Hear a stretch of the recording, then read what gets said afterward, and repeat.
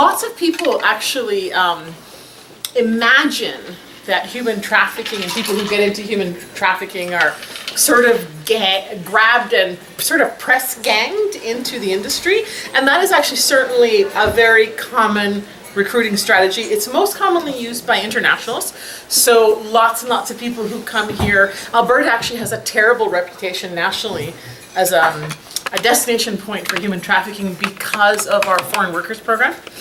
And so one of the things that happens is people's ability to stay in Canada is tied to their commitment to work for a single employer. So of course, if the employer is abusive, they can't get out, they can't escape.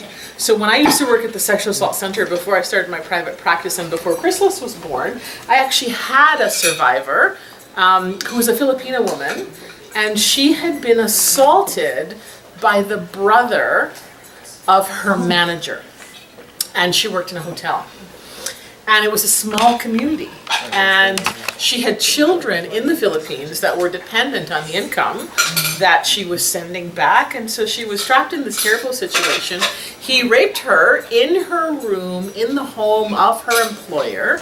And she was unable to tell for fear of losing her job. And this is a very, very common story. So there are lots and lots of international survivors of human trafficking in Canada who have been forced into the commercial sex industry or into forced labor in that manner. But in the domestic human trafficking world, things are a little bit more subtle and a little bit more complex. Usually the vulnerable populations are younger people, quite often actually in their early teens, mid-teens, later teens. Very typically people who come from marginalized backgrounds, so lots and lots of survivors of family violence, sexual abuse, alcoholism, kids who have run away from home. A significant portion of the population are young Aboriginal women who have multiple barriers that they have to overcome, including family violence and addiction, quite often in the family. And so the vulnerability of the population is, number one, they're young, so they're vulnerable anyway. But then there's all of the social pressures that they're facing. And so one of the most common grooming styles for domestic survivors is actually known as the Romeo grooming style. I mentioned it a little bit earlier. And so what the trafficker does is uses something called affiliative behavior, or friendly, warm, kind behavior, to draw the victim into a honey trap. And so usually what will happen is the trafficker will look for a young woman who seems a little bit disconnected from the peer group. So typically popular girls with lots of friends around them are not targeted because those friends all represent exit ramps on the highway of predation. So if you have lots of friends who look out for you, if you meet a new guy who's giving you all kinds of gifts and is, giving you money, your friends are probably going to ask, what's going on? Who is this person? Where'd you meet him? So even if your parents don't know what is happening, your peer group usually will know. And so that's actually typically not a good target. So what a trafficker is actually looking for is someone who's already in isolation. So this could be a member of a visible minority. It could be somebody who is a blue-eyed blonde, but the key is that that young person is a little bit disconnected from the peer group because they're frankly an easy mark. They are someone that a relatively well-dressed, handsome, resourced trafficker can actually approach, and usually the first thing that happens is the trafficker starts giving compliments. So a young woman who is disconnected from her peer group very often will walk separate from the young people around her, will quite often walk with her head a little bit down, her shoulders a little bit slunched forward, not very aware of her environment and disconnected from the people around her. This is a perfect target because that person is already in isolation, and all the trafficker has to do is step in as somebody who cares about her, somebody who likes her, somebody admires her, somebody who gives her compliments, somebody who gives her gifts, and the romancing of the victim begins. And for those of you who know anything about child sexual abuse, this is exactly how sex offenders who prey on children activate a grooming protocol, they give gifts, they tell the child that you're my favorite kid, you're my favorite grandchild, you're the best kid on the hockey team, etc., etc. That's actually how the threads of relationship first get activated, and then little by little, the person, the young person, the victim, gets actually drawn into the web. And when we're talking about survivors of human trafficking, one of the things the Romeo grooming strategy will do is the trafficker will make sure that the victim falls in love with him. And so he will romance her, and it'll be great, and it'll be we call it the honeymoon phase. Lots of gift giving, lots of compliments, lots of kindness, lots of fun, lots of play. And then usually what happens is a false threat will be introduced. So the false threat is the trafficker will make up a big lie that someone is out to get him, he owes somebody money for business or gambling or something like that. And I'm in trouble and I need you to help me out, is what he will say to the victim. And for those of you, I don't know how many of you caught some of the video, we couldn't hear the audio, but what she was actually saying to him was, what's going on? And he was saying, I'm in trouble, something's going wrong, I owe money, this is going to be bad for us. And she said, okay, well, I'll go out tomorrow and I'll find a job. Right? So this is my family, you're part of my family, I want to help, I want to support the situation, I'll go out and I'll find a job. And then what he will do, and it's quite textbook, and they do it hundreds, if not thousands of times in the course of their careers, he will say, okay, you're right, we really both need to be working. While I do this, I have a friend who owns a nightclub, and I bet you I could get you a gig dancing. Don't worry, you're not doing anything bad. All you're gonna have to do is take your clothes off a little bit, but nobody's gonna touch you, nobody's gonna hurt you, and I'm going to be there to make sure that you're okay at the end of the night. And so she will say, oh my God, this sounds terrible, blah, blah, I don't wanna do this. And then he'll say, but if you don't do this, somebody's going to hurt me, somebody's going to kill me. And this is how it begins. So that luring of drawing the victim slowly but surely into the underworld, by the time she's taken off her clothes for strangers 5 times, she's probably going to start drinking. When she's done it 10 or 15 times, somebody's going to offer her drugs. And it's easier to take off your clothes in a room full of strangers if you actually are numb and high anyway. So a drug addiction is willfully introduced into the process because it is through the drug addiction that the victim is controlled separate from the caring about the trafficker. So between the two things, if you love me, you will do this, and if you want to hit, you will do this. The trafficked survivor is actually stuck between a rock and a hard place. And there are actually, if you go on the internet, unbelievably, lots of people actually don't believe this is real, but there are tons, not 1 or 2 or 5, but dozens of written manuals on how to psychologically assume control of another human being.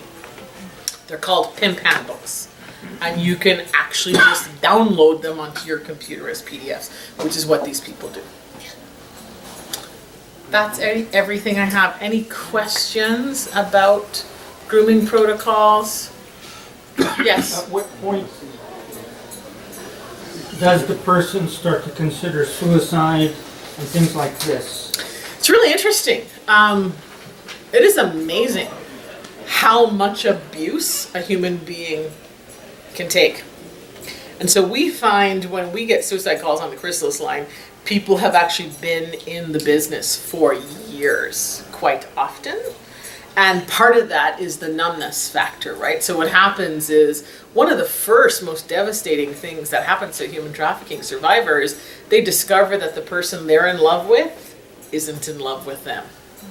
And so anybody who's ever been in a marriage that went sideways or a relationship where it all fell apart knows the shock and the devastation of the person that you thought was your life partner actually isn't your life partner at all, right? So they have, survivors of human trafficking are just people. They have all the same reactions and responses that any of us would to acts of betrayal. So the wanting to die might actually occur quite early, but then people typically move into long periods of numbness and almost robotic behavior before they hit a breaking point where they say, and I said this, I was recently in Toronto doing some training on human trafficking for a bunch of Crown prosecutors, and what I said to them was, you have to be ready to die before you are ready to live, right? Because exiting the human trafficking world can be potentially lethal.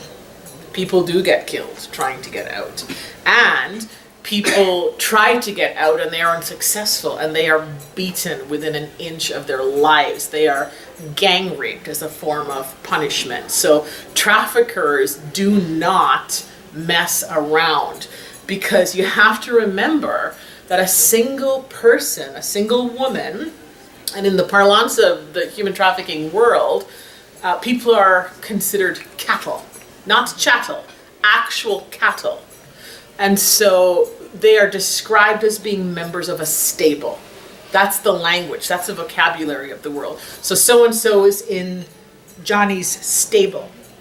So getting out of this world means that you are taking from the trafficker $500,000 worth of income for non-consensual, also known as rape, sexual services, right? So if you have not given consent to a sex contract, there are people actually who can sell sex and not be psychologically harmed, but they have to give full consent. There can be no coercion. Otherwise, the act itself is always experienced as a form of sexual assault. And survivors of human trafficking make up to $500,000 a year for their handler. They don't see most of that money. It goes to the house or to the head of the stable. But this is why human trafficking makes more money in the black market than drugs trafficking and arms trafficking put together. You make more money selling people than selling guns. So when I started working in human trafficking 10 years ago, human trafficking was the third most lucrative form of organized crime in the world, according to the UNODC. And when the UNODC actually had me go to Egypt, I actually went to Cairo, Egypt about 3.5 years ago, to train a bunch of judges in Cairo on human trafficking in the Middle East. It was quite fascinating because there's a lot of nuances they have that we do not. But when I did that, human trafficking was not the #1 most lucrative form of organized crime in the world, and it is today. So I keep saying, in the 10 years that I've been working on this, things are just getting worse instead of better. Back to the conversation we had earlier, for those of you who came in a little bit later, we talked about who showed up for this event and who did not. And it's a small group of dedicated people who showed up. But when I say to people, yes, it's overwhelming, it's shocking, frankly, it's unbelievable the things that people are surviving. But what's the alternative? Are we just going to throw in the towel and say it's okay to use human beings in this way?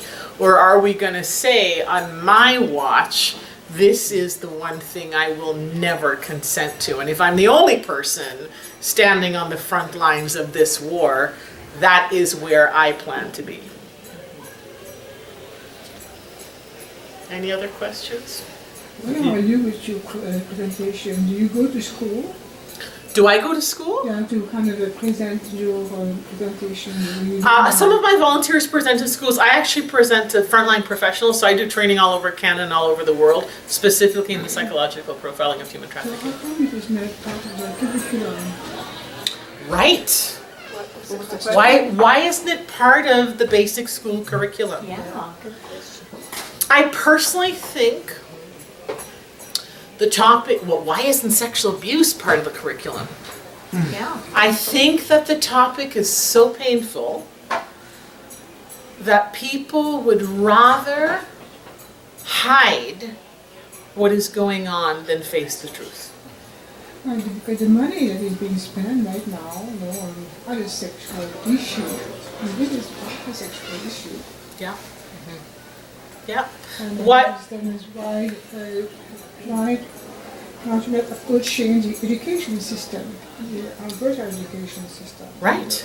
But let me ask you, why is the city of Edmonton making money selling licenses to individuals that we know are being coerced into the commercial sex industry? We know this because when bylaw goes to check their licenses, there are lots and lots of non-English speakers in very small confines who appear to be living in the same rooms where they're giving these so-called massages.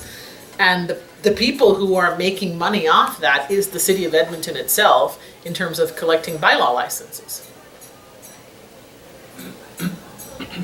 What do we call that? If somebody's making money off this act, exactly, that is collusion. And as voting members of the society, that makes us complicit. That's our city of Edmonton. That's our mayor and our public purse that this money is going into. The city is getting part of the take. You bet the city is getting part of the take. They absolutely are getting a significant chunk of the take. And that is turning into municipal benefits for the rest of us. It's like wheels within wheels within wheels, and the layers of, it's not as simple as collusion. The layers of collusion and the web of money is everywhere. It's everywhere, and it touches all of us, right? And so the fact that only a handful of us came to this event, that says something about a handful of people who are willing to face head on what is actually going on everywhere we look. Human trafficking is everywhere in Edmonton. There's a triangle of people being moved between Edmonton, Calgary, Red Deer, and Fort McMurray. And it's actually considered to be one of the most active human trafficking triangles in the country. Why? Because there's a demand. And in order to keep the product fresh, you have to keep moving new people in.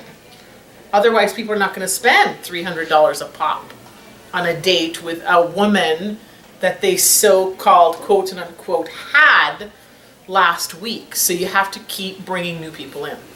So there's like an underground railroad of people being used for sex as well as labor right here in our province.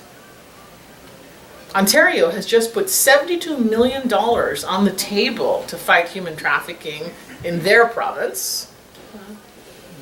Where's our money? Aren't we the land of the oil patch and the petrocurrency, and when oil was $150 a barrel, not one red cent was going to this battle. Back to the education system, if we can talk about drug usage in the school system, there's a curriculum for the drug usage and there's also curriculum for the sexual education. Mm-hmm. But therefore, how come this is not it should be? I think it's taboo. I think it is taboo. You would think in a sex education class they'd be having conversations about sexual abuse. The statistics in sexual abuse among children is unreal. It's close to 1 in 3 girls and 1 in 6 boys. And most young people who are in the room, in the class where that sexual health conversation is taking place, a good chunk of those people are survivors of CSA and nobody talks about it. Sorry, there's a comment here and then back there. Yeah. Yeah.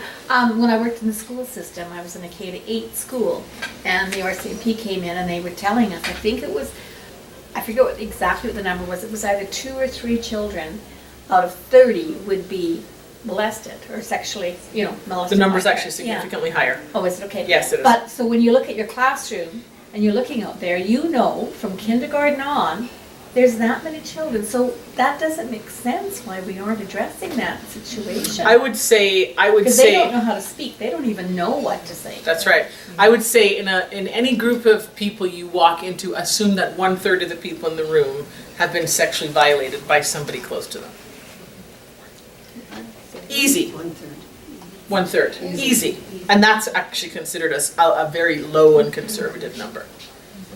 Then pile on sexual exploitation on top of that.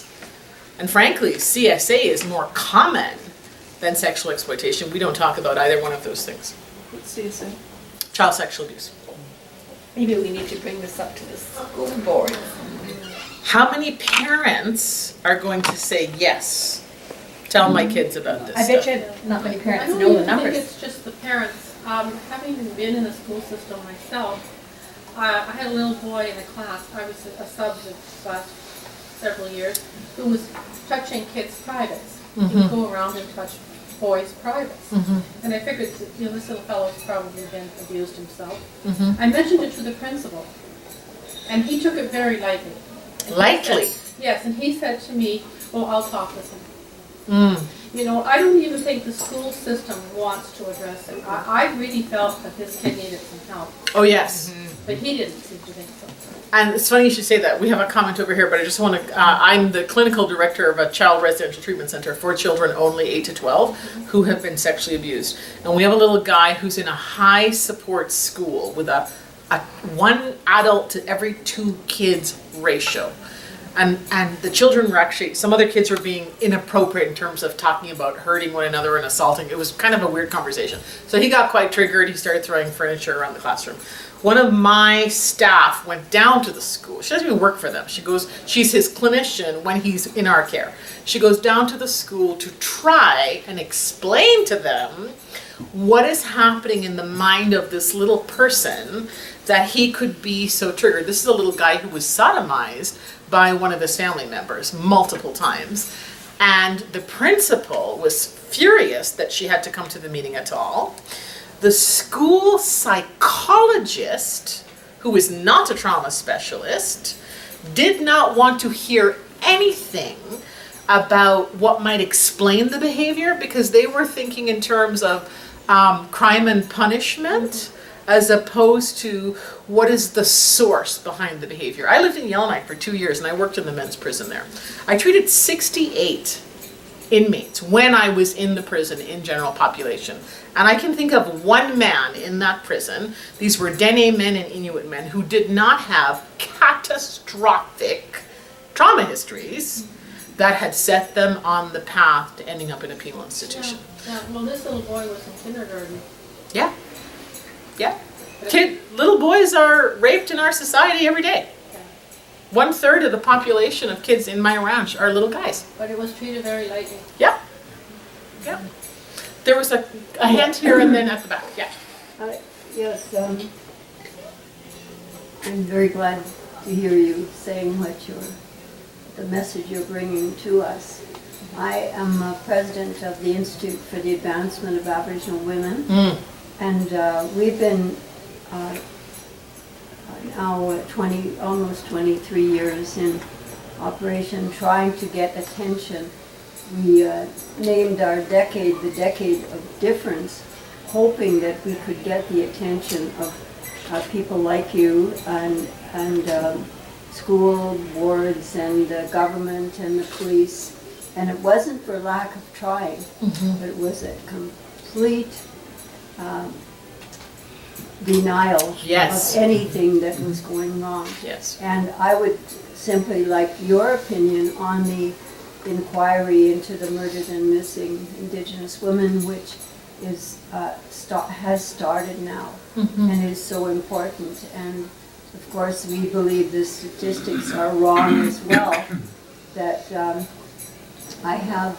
we've put together a booklet called Our Breaking Point, which talks about the rallies and the support by the Indigenous people.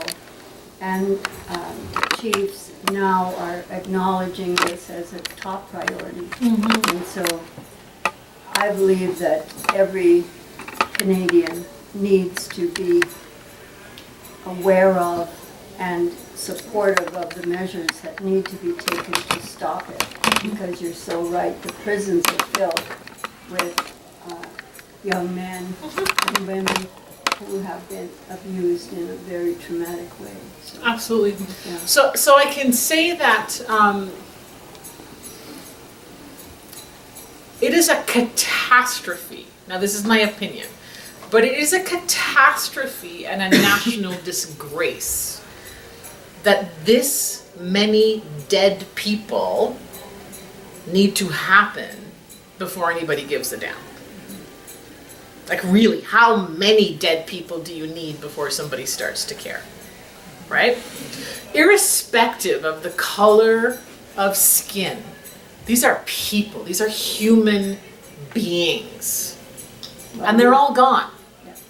Justice Robin Camp, the judge that didn't know Canadian law, for one thing, and said vicious things against a woman who dared to lay charges against her rapist. But I would appeal to every person in this room that is here because of the tremendous tragedy that's happening to all children. I mean, children all over the world, that we must not allow this to keep happening. This is exactly right.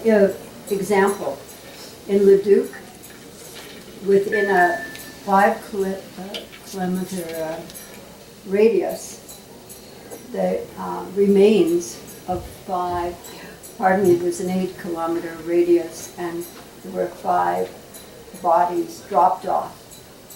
Leduc doesn't want to recognize that because it's bad for business, but in the course of these terrible tragedies, one of which is from Amber Tuckaroo from Fort Chipewyan, and they seem to be interested, and then their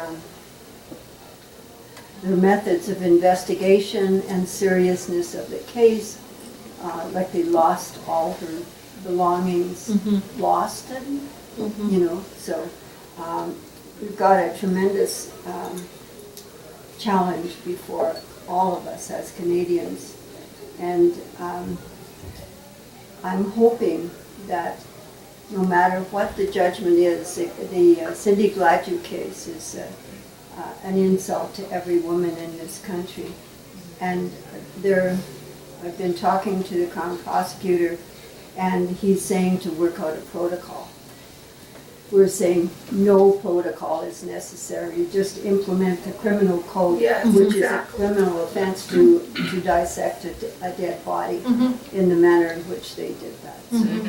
So one more point I want to make. I can stand here and say categorically that every single act of discrimination against Indigenous people has been government legislated, without a doubt. The history shows that clearly. Yes, it does. Yeah. Yes. It's true, and when Justice Murray Sinclair was head of the commission, I made that statement, and he sent me the list of statutes which proved that the Indigenous people of this country have been discriminated against and persecuted. And then what I want to say is that the government, which is us, you elected them, need to take responsibility, because I don't see any lessening of the statistics. I don't see anything that's really happening to change the relationship between Indigenous people and every one of us as Canadians. So I would hope that this evening and this revelation that you brought forward makes it all belong to us. Thank you. I feel more hopeful in light of, I know the history well. I teach the history, I teach a counseling and diversity course at the university, and so one of the things that we deal with is the outcomes of the TNR. But my first degree is also in anthropology, so I'm well aware of the oppression that Indigenous people all around the world have experienced. And I come from a slave culture. I grew up in Montego Bay, Jamaica, and I am descended from slaves myself. I feel like we are slowly making progress. What scares me is the slowness of the progress. And I count the slowness in bodies, in dead people. Because at the end of the day, yes, on the one hand, so many people have passed, you think about it in terms of statistics, you'd have to. But I'm also a therapist. I'm a clinician. I spend inordinate amounts of time going deep into the inner life of human beings. And I can tell you, with all the people that I have trained, I've trained thousands of people, and I have treated hundreds of them personally. In the history of the world, none of those people will ever come again. They're gone forever. And so the statement that life is cheap simply isn't good enough, because it says that we do not understand the inherent uniqueness and value of the one life we lost, never mind the hundreds, never mind the thousands, right? So when I hear stories, I actually worked on a project where there was some hope of creating a child protection center in Iqaluit for Inuit young people who were in violent families, and things were going on. And I spent an inordinate amount of time on this project. I was very excited about it. We had already launched Be Brave Ranch, and I said, here's a model, this is what you need, blah, blah, blah, blah. We can get this done. All we need is some focus. And the head of the project, we worked on it for several months, went to Iqaluit, met with a bunch of government people, and came back with, we're not building a child protection center, we're gonna have another year of meetings. And I lost it. I was like, we've been having meetings for years. How many meetings do you need, and how many funerals do you need before people get up and do something? And what is precious to me about this evening is I can count 50 people in the city of Edmonton who are in the room with me tonight who are willing to get off their butts and do something. And that matters, because there are a lot of people who talk about the problem, a significantly fewer number do something about the problem. And I want to be part of the group of people who is actually doing something about the problem. I am tired of waiting for somebody to come and save me. I feel like if we want to get it done, we're gonna have to save ourselves. Is that because people don't believe there's a problem? I think denial is the key, right? In my experience, acknowledging the problem is so profoundly overwhelming and so painful that the people who are prepared to live with the knowing of the problem are people who can bear the suffering of other people. It is a heavy burden to know what we know, and also know that we're going to lose them by the hundreds because we cannot get there fast enough, right? And would I rather not know this problem existed in my world? You bet I would. I would rather not know what happened in residential schools. I would rather not know what happened in the 60s scoop. I would rather not know the women that I have treated who have been war raped, kidnapped, held in captivity, gang raped, and then had to escape. I would rather not know that. But life did not give me that option. So I'm going to have to do something with the knowledge that I have. If I don't, then I'm going to fall into learned helplessness. And that is not an option I'm willing to take.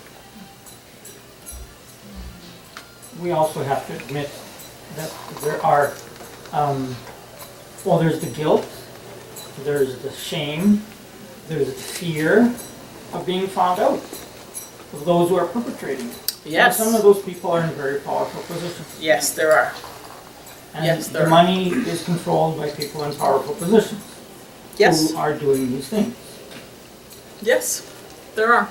There are lots and lots of powerful people. One of a dear friend of mine had an abuse experience with a significant Edmonton philanthropist who's still around.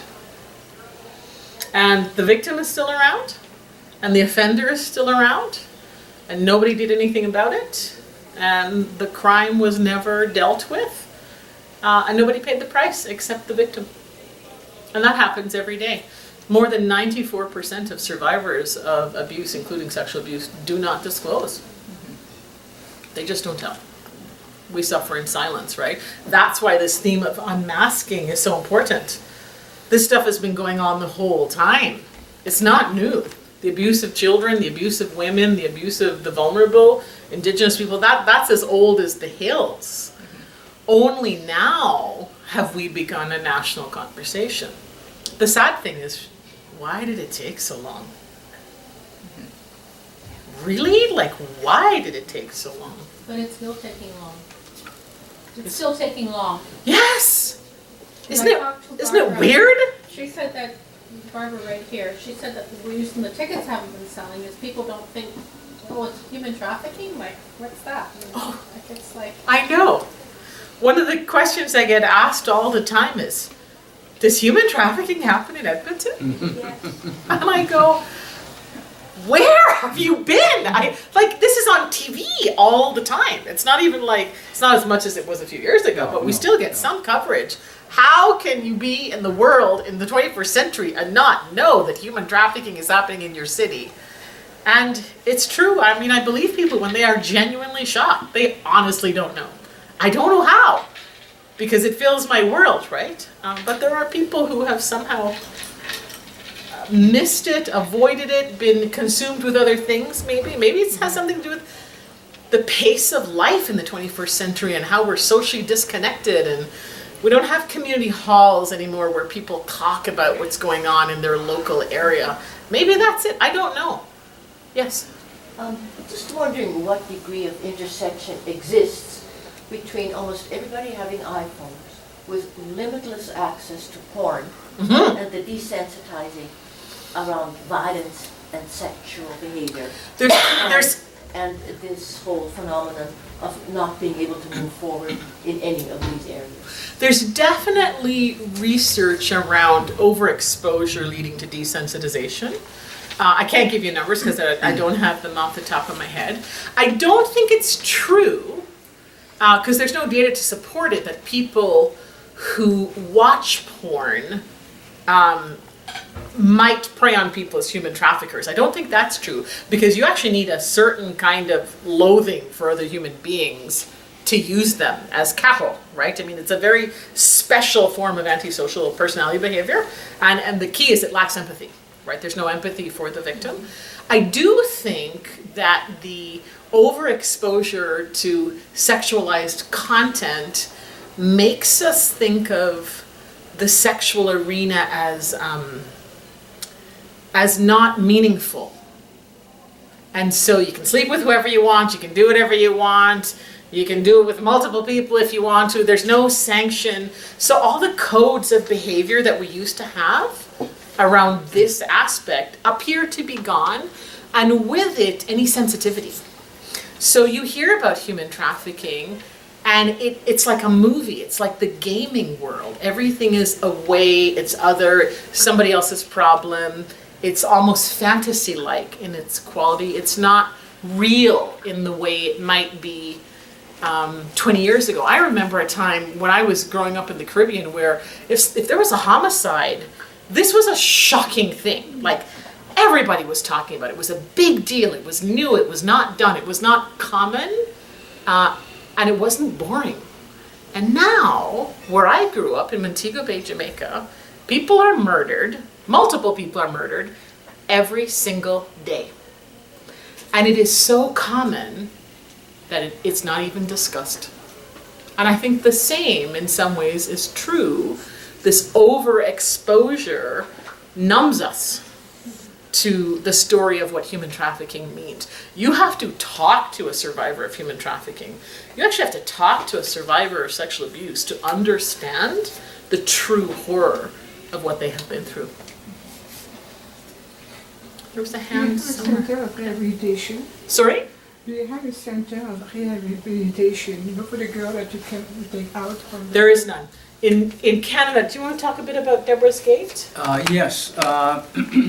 In fact, with Deborah's Gate, they have been, they've been functioning for about 5 years or 6 years, something like that. Yeah.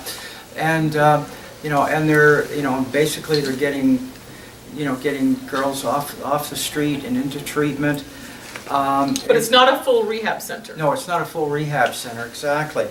And it's just basically making sure that they're safe, giving them the tools to get out. Some counseling, a bed. Yeah, exactly. And get them into kind of second stage housing, which really, it should be run by Deborah's Gate, but money. That's the problem. And so basically, it's a matter of getting them out, getting them, resituated. And the thing is, really what I would really love to see is, is a program where they're actually, almost like Be Brave Ranch. Thank you. Yeah. And, where they're in treatment for an extended period of time, and they really can deal with the issues, deal with the crap that they've been through. And, but the thing is, they don't have the resources, they don't have the, they don't have the time, they've got a waiting list. So, that's. Yeah. There's no real safe house network, let alone a rehabilitation center. As a matter of fact, we do have a list of safe houses, but they're associated with domestic violence. And Chrysalis actually approached them yes, to say, would you save a bed for a victim of human trafficking Right, if there was one in your community? exactly. And the thing is, in fact, I'm getting calls now from OPPs, from Ontario Provincial Police, from Lindsay, Ontario, from Peterborough, Ontario, because they've come into this huge pool of money, and they're asking, is there any place that we can send them to? And I have to say, in fact, I did a number of calls after I got that request, and the only one that's actually available is Deborah's Gate. Yeah.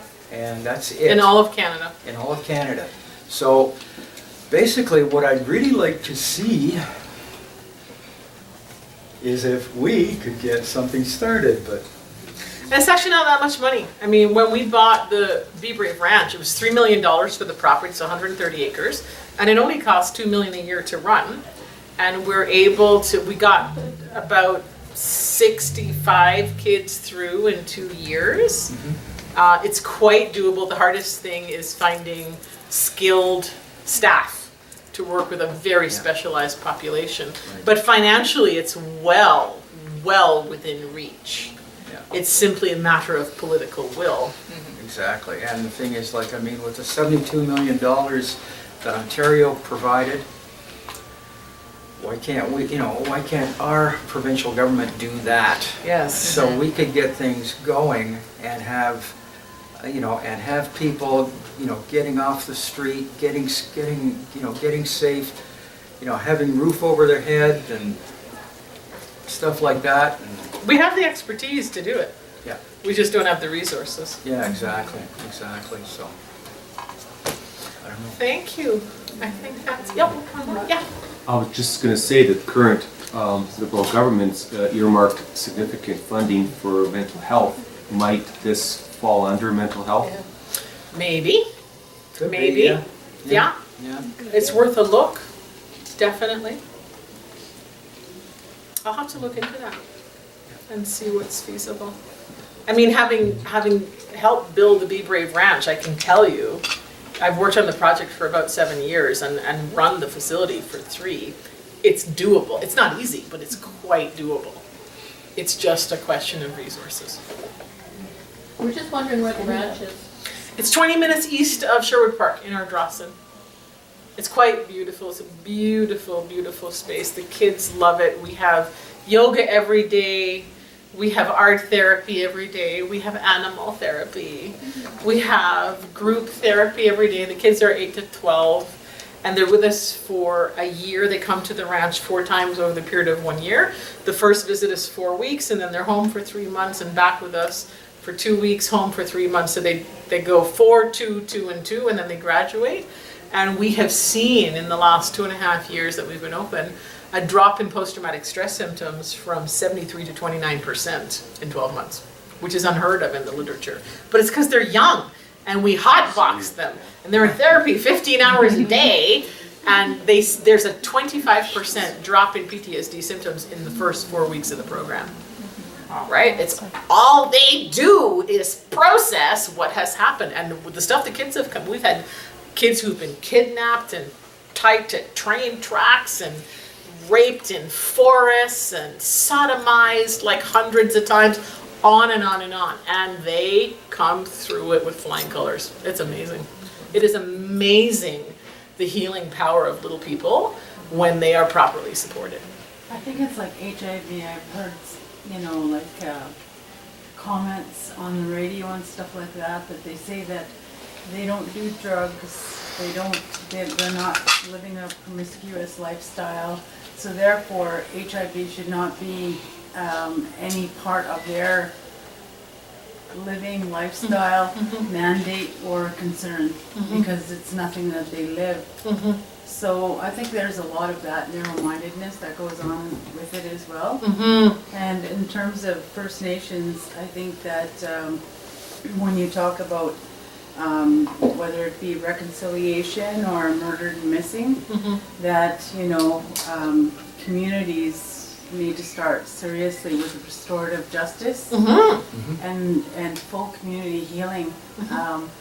Because if you say anything when you live in a community, you're pretty much ousted out of there. Yeah, you're ostracized.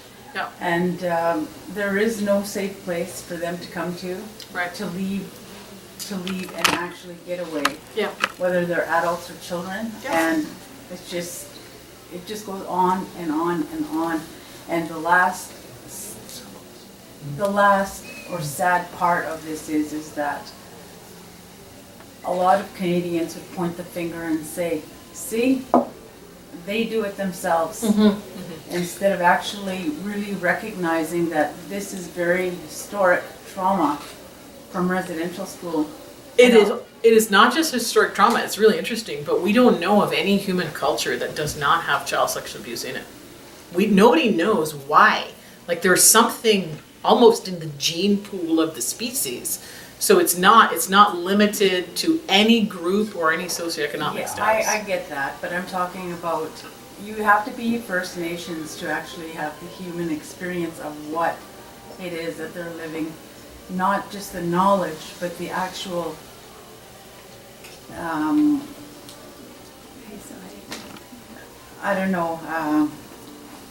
knowledge of being a First Nations person and knowing what they're living with in that community and what goes on, and it still is so rampant. I mean, it's even more rampant now than it probably ever was with meth and crack and everything else going on, Like those children are bargaining tools for those. And it's hard because First Nations, it's a collectivist culture, right? So community is central to the identity of each individual member of the community. And so that actually helps with the not telling piece, right? Not just telling about not telling about anything. Who's on drugs? Who's scoop? The residential school, of course, they're terrified to say anything to anybody. I've worked in Masquachis when it was still Hobima even, for about 10 years, and one of the things that became very clear was lots of the community members did not want a clinician from the community. They wanted somebody outside who would hear the story, but then take it away so that there was no risk of it leaking in the community, right? So there's that whole close kin, boundary, privacy.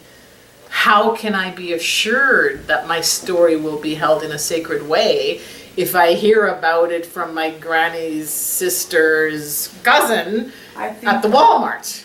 There are communities in BC that are perfect examples of healing through every aspect of being cultural and making that a part of their mandate, their mission, and a community to live that way. And so therefore, they don't have those types of fears. Like, there's two in particular that I can think of that are really, it should be something that perhaps other people from other communities go there to go and learn. And witness with their own eyes. What can be done. Yeah. Thank you. Jackie, I've got to get going. I've got to cover off. Okay. Okay. You're still on shift. James is actually on the line tonight. Well, actually, I've been on shift since noon today, and it's just been a matter that that I've gotten a volunteer to take over for me from. So you could be here. Yeah, so I could be here, so, and I still have to work until 6 Midnight? o'clock, yeah, no, 6 o'clock tomorrow night, There you go. so. All right.